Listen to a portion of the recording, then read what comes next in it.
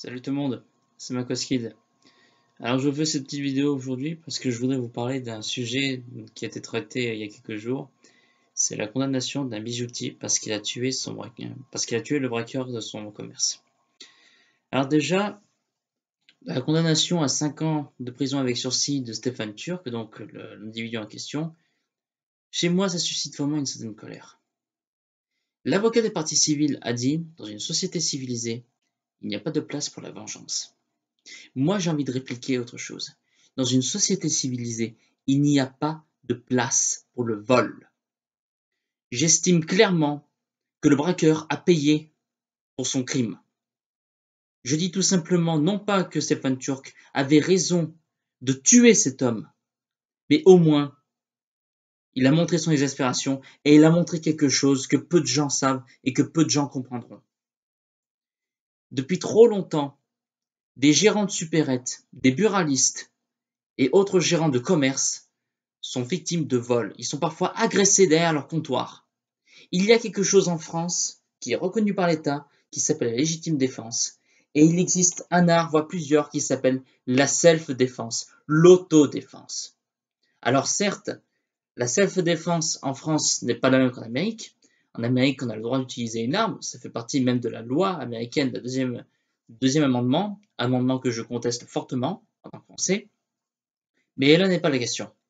La question c'est pourquoi ne propose-t-on pas aux futurs gérants de commerce d'apprendre à se défendre? Pourquoi ne leur propose-t-on pas une formation à l'autodéfense avant qu'ils n'ouvrent leur magasin? Pourquoi? Est-ce que ça coûterait trop cher?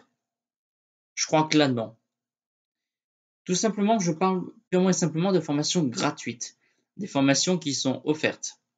Non pas évidemment des trucs gratos comme ça que tu donnerais comme un jeu à gratter, mais au moins apprendre aux gérants de commerce, quand ils savent qu'ils, bien sûr, ils vont être attaqués, de toute façon, du moment qu'il y a de l'argent qui est en jeu, tu auras forcément quelqu'un qui va chercher à te le voler. Donc il faut que tu te défendes, mais selon les cadres utilisés par la loi. Alors, l'article qui régit la légitime défense, donc l'article du code pénal, c'est le 122-5 du code pénal. Alors, je vais vous le résumer vite fait. Alors, j'ai pas exactement le texte en tête, mais je vais résumer exactement ce qui est défini comme légitime défense, par la loi française.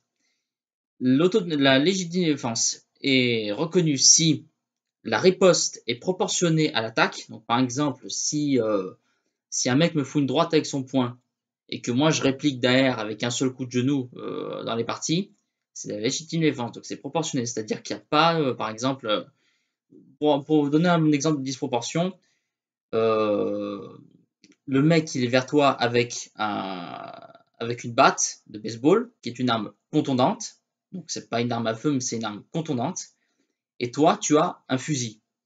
Il y a disproportion parce qu'avec un fusil c'est une arme à feu, une batte de baseball c'est une arme contondante. Une arme contondante ça peut être aussi une matraque, donc une matraque télescopique, une pierre, un bâton, en fait une arme qui frappe, pas qui poignarde, mais qui frappe, qui donne des coups.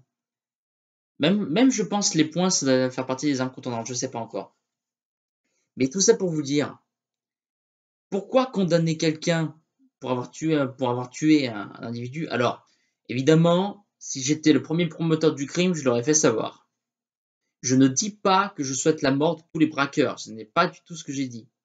Ce que je dis purement et simplement, c'est qu'à un moment donné, l'exaspération, elle n'est pas comprise par tous, et généralement, le seul moyen de se faire comprendre, c'est de mettre un coup là où ça fait mal. Et généralement, quand tu mets un coup là où ça fait mal, quand tu te rebelles, et ben forcément, on te contrôle. Donc c'est pour ça.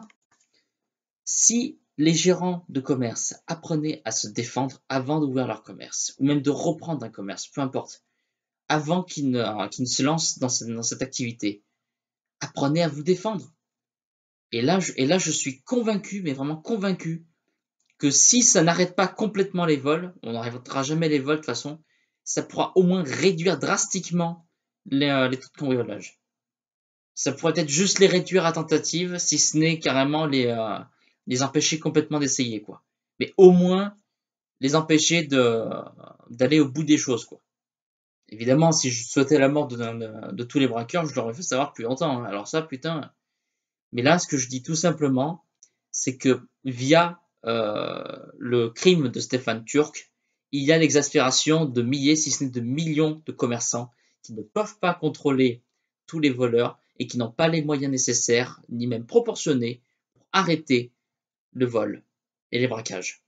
Donc je demande tout simplement à l'État français de proposer aux futurs gérants de commerce quelconque, donc supérette, etc., de proposer gratuitement des formations, des formations à la self-défense aux futurs gérants de commerce. C'est tout ce que je demande au nom de tous les commerçants et de tous les clients qui veulent s'approvisionner.